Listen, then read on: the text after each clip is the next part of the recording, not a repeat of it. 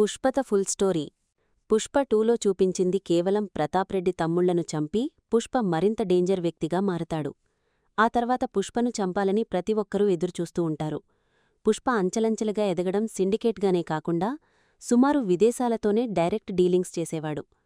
అలా పుష్ప అన్నకూతురు పెళ్లిలో villain bomb blast చేస్తాడు. అప్పుడక్కడున్న ప్లేస్ మొత్తం బ్లాస్ట్ అయిపోతుంది. విలన్ ఆ ప్లేస్ని మొత్తం చూస్తాడు. పుష్ప ఫ్యామిలీకి చాలా గాయాలయ్యుంటాయి. అందర్నీ హాస్పిటల్కి తీసుకెళ్తుంటారు. కాని విలన్కి ఒక డౌటొస్తుంది. ఏమి అంటే ఫ్యామిలీ వాళ్లందరూ ఉంటారుగాని పుష్ప మాత్రం ఆ ప్లేస్లో ఉండడు. అసలు ఎవరికీ కనిపించడం లేదు. ఒక్కసారిగా పుష్ప కూడా చనిపోయి ఉంటాడని ప్రజలందరూ అనుకుంటారు. విలన్కి ప్రతాప్రెడ్డికి పుష్ప చనిపోయాడని తెలుస్తుంది. మొత్తం సిండికేటంతా ఆశ్చర్యపోతుంది. పుష్ప చనిపోయి ఉండడు అని మంగళం శ్రీను మాత్రం అస్సలు నమ్మడు. ఎందుకంటే పుష్ప గురించి తెలిసింది కేవలం మంగళం శ్రీనుకు మాత్రమే.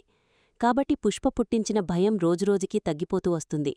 పోలీసులు చెక్పోస్టుల దగ్గర ఉండడం మానేస్తారు.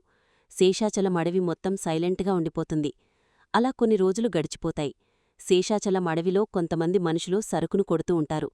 దగ్గర్లో చెక్పోస్టులలో ఉన్న పోలీసులకు ఆ శబ్దం వినబడుతుంది.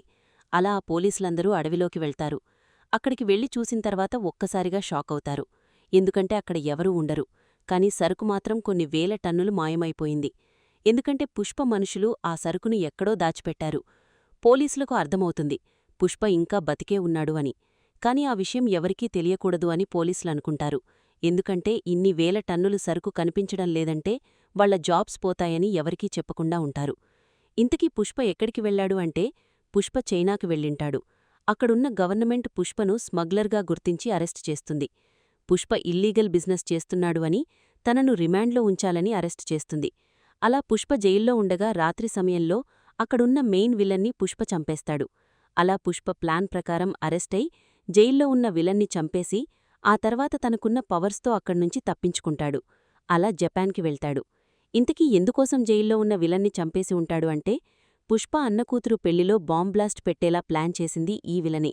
సరుకును దక్కించుకోవాలని సిండికేట్లోని ఒకరు ఈ విలన్కి చాలా బాగా తెలుసు. అందుకే ఈ విలన్ని చంపితే సిండికేట్లోని వ్యక్తి ఎవరు అని తెలుస్తుంది అని పుష్ప ఆ విలన్ని చంపేస్తాడు.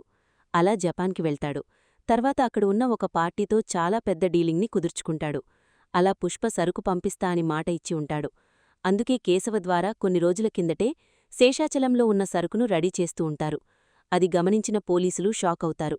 సరిగ్గా కొన్ని రోజుల్లోనే సరుకును మొత్తం జపాన్కు పంపిస్తారు. మొత్తం అమౌంట్ సెటిల్మెంట్ చేసుకుని పుష్ప డబ్బుతో ఉన్న కంటైనర్ను ఇండియాకు తీసుకొస్తారు. అలా ఒక పక్క పుష్ప చనిపోయాడు అని సిండికేట్ మెంబర్స్ అందరూ ఒక మీటింగ్ని పెట్టుకుంటారు. ఆ మీటింగ్లో సీఎం సిద్దప్ప, మంగళం శ్రీను, మిగతా వాళ్లందరూ ఉంటారు. ఒక పక్క సిండికేట్గా మంగళం శ్రీను ఉండాలని అందరూ అనుకుంటారు. కాని మంగళం శ్రీను మాత్రం సిండికేట్గా ఒప్పుకోడు. ఇంకా పుష్ప చనిపోయి ఉండడు అని మంగళం శ్రీను అంటాడు. అప్పుడు ఒక్కసారిగా పుష్ప ఎంట్రీ ఇస్తాడు. అందరూ షాకవుతారు. పుష్ప అక్కడున్నవారిని చూస్తూ ఇలా అంటాడు. పుష్పతో చేసే బిజినెస్ చాలా వైల్డ్ ఫైర్గా ఉంటుంది. ఇక్కడున్న సిండికేట్ సీట్లో కేవలం ఒక్కడే కూర్చుంటాడు. ఇది పుష్పగాడి రూల్ అని అంటాడు. అలా కొన్ని రోజులు గడిచిపోతాయి. పోలీస్ డిపార్ట్మెంట్లో ఉన్నవారందరికీ ఒక విషయం తెలుస్తుంది. రాబోయే తిరుపతి ఉత్సవాల్లో 100 టన్నుల సరుకు బార్డర్ దాటుతుంది అని తెలుస్తుంది. దానికి పోలీసులందరూ తిరుపతి చుట్టూ, శేషాచలం చుట్టూ 100 మంది పోలీసులను ఉంచుతారు. అలా తిరుపతి ఉత్సవాలు మొదలవుతాయి. చాలామంది ప్రజలు విగ్రహాలను తీసుకెళ్తారు. కొంతమంది ఉత్సవాల కోసం చేయించిన రథాలను తీసుకెళ్తారు. అలా పుష్ప ప్లాన్ ప్రకారం మొత్తం సరుకును విగ్రహాల రూపంలో, రథాల రూపంలో చెక్పోస్టులను దాటించి సరుకును పంపిస్తాడు. ఇంతలోనే పోలీసులందరికీ ఒక విషయం తెలుస్తుంది. సరుకు మొత్తం బార్డర్ దాటింది అని. అలా పుష్ప ప్లాన్ ప్రకారం ప్రతి ఒక్క డీలింగ్ను ఎవరికీ తెలియకుండా చేస్తాడు. ఫ్రెండ్స్, ఈ వీడియోని ఇక్కడిదాకా చూశారంటే ఈ వీడియో మీకు నచ్చే ఉంటుంది. ఈ వీడియో మీకు నచ్చితే తప్పకుండా లైక్ చేసి ఈ ఛానల్ని సబ్స్క్రైబ్ చేసుకోండి. ఇక స్టోరీలోకి వెళ్దాం. అలా పుష్ప సరుకును బార్డర్ దాటించి పోలీసులకు వార్నింగ్ ఇస్తాడు. తిరుపతిలో ఒకవైపు ఉత్సవాలు జరుగుతాయి. మరోవైపు పుష్ప సరుకు బార్డర్ దాటిపోయింది. సరిగ్గా కొన్ని రోజుల తర్వాత ఆ విలనైన ప్రతాప్రెడ్డి ఊరి ప్రజలమీద రౌడీలతో అందర్నీ చంపడానికి ప్లాన్ చేస్తాడు. అలా ప్లాన్ ప్రకారం రౌడీలు అందరూ ప్రజలను చంపాలని అనుకుంటారు. అక్కడికి పుష్ప ఎంట్రీ ఇస్తాడు. ప్రతి ఒక్కర్నీ గన్స్తో ఫైర్ చేసుకుంటూ వస్తాడు. పుష్ప ఒక్కర్నీ కూడా చంపడు. పుష్ప తెచ్చుకున్న సైన్యం ఆ రౌడీలందర్నీ చంపేస్తారు. అలా పుష్ప ప్రజలను కాపాడతాడు. మరోసారి పుష్పకు ఒక విషయం తెలుస్తుంది. పుష్ప నాన్నను చంపింది ఎవరో కాదు, సీఎం అయిన సిద్దప్ప నాయుడు అని తెలుస్తుంది. అది తెలుసుకున్న పుష్ప వెంటనే సీఎంను చంపాలని అనుకుంటాడు. కాని సీఎం సిద్దప్పను చంపాలని పుష్ప బయల్దేరతాడు. సీఎం, ప్రతాప్ రెడ్డి వీళ్లందరూ ఇండియాలో ఉండరు. థాయిలాండ్లోని ఒక సిండికేట్ మీటింగ్కి వెళ్లి ఉంటారు. ఆ మీటింగ్కి పుష్ప కూడా వెళ్తాడు. అక్కడ జరిగిన మీటింగ్ తర్వాత పుష్ప ప్లాన్ ప్రకారం మొత్తం ఆ ప్లేస్ చుట్టూ బాంబ్స్ని ఉంచి ఉంటాడు. ఆ తర్వాత పుష్పను చంపడానికి సీఎం సిద్దప్ప, ప్రతాప్ రెడ్డి 100 మందిని బయట ఉంచి ఉంటారు. పుష్ప ఒక్కసారిగా బయటకు వచ్చిన వెంటనే పుష్పను చంపాలని అందరూ వస్తారు. పుష్ప ప్లాన్ ప్రకారం అక్కడ బాంబ్స్ అన్నీ ఒక్కసారిగా పేలిపోతాయి. అక్కడున్న వాళ్లందరూ చనిపోతారు. పుష్ప అంటే వైల్డ్ ఫైర్ అని చూపిస్తాడు.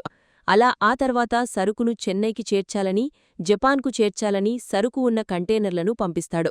ఆ చెక్పోస్ట్ల దగ్గర ఉన్న పోలీసులందరూ ఆ సరుకును పట్టుకుంటారు. ఆ విషయం పుష్పకు తెలుస్తుంది. ఒక్కసారిగా పుష్ప అక్కడున్న పోలీసులందర్నీ చంపేసి చుట్టుపక్కల ఎన్ని చెక్పోస్టులు ఉన్నాయో అన్ని చెక్పోస్టుల దగ్గరికి వాళ్ల శివాలను పంపిస్తాడు. అలా ఒక్కసారిగా దేశమే పుష్ప అంటే భయపడుతుంది. అప్పుడు చెక్పోస్ట్లే కాదు, దేశంలోని ఎక్కడా పుష్ప సరుకును ఆపలేరు. ఒకపక్క పుష్ప ఆర్మీని తెచ్చుకుంటాడు. మొత్తం సరుకు దేశంలో ఎక్కడినుంచి వెళ్లాలి అన్నా పుష్ప తన ఆర్మీని సరుకు వెంట పంపిస్తాడు. ఆ సరుకును ఎవరు ఆపినా వారిని అక్కడికక్కడే చంపేయండి అని అంటాడు. అంతేకాకుండా పుష్ప విదేశాలలోని రాజకీయ నేతలకు ఫండ్స్ని డొనేట్ చేస్తూ వాళ్లు రాజకీయంలోకి వస్తే దేశంలోని ప్రతి పోర్ట్ను సరుకు పంపించుకోవడానికి అనుమతి తీసుకుంటాడు. అలా పుష్ప బ్రాండ్ను ప్రతి దేశంలో స్థాపిస్తాడు. ఆ తర్వాత పుష్ప వరల్డ్ వైడ్గా ఎదుగుతాడు. చాలా సరుకును, వస్తువులను ఉపయోగించే కంటైనర్లలో ఉంచేవాడు. అలా ఒకేసారి వేలాది షిప్స్ని విదేశాలకు పంపించేవాడు. చైనా, జపాన్ మరియు యూరప్ దేశాల్లోని ఫార్మా, టెక్నాలజీ వాళ్లకు ఎర్రచందనం సరుకు చాలా అవసరమవుతుంది. అలా పుష్ప రేంజ్ వరల్డ్ వైడ్గా ఉంటుంది. కానీ పుష్పను చంపాలని ఒక దేశం నుంచి ఇండియన్ గవర్నమెంట్కి నోటీసులు వస్తాయి. దాంతో పుష్పను వెంటనే మళ్లీ ఇండియన్ గవర్నమెంట్ అరెస్ట్ చేస్తుంది. అలా ఆ తర్వాత పుష్ప ఎక్కడ ఉన్నాడని ప్రజలందరూ ధర్నాలు చేస్తారు. వేరీస్ పుష్ప అంటూ ప్రజలందరూ భయంకరమైన సంఘటనలు చేస్తారు. ఒకవేళ మీకు ఈ వీడియో నచ్చితే లైక్ చేసి ఎక్స్క్లూజివ్ మూవీ ఎక్స్ప్లెనేషన్స్ కోసం మన తెలుగు మూవీ మ్యాట్రిక్స్ ఛానల్ని సబ్స్క్రైబ్ చేసుకోవడం మర్చిపోకండి.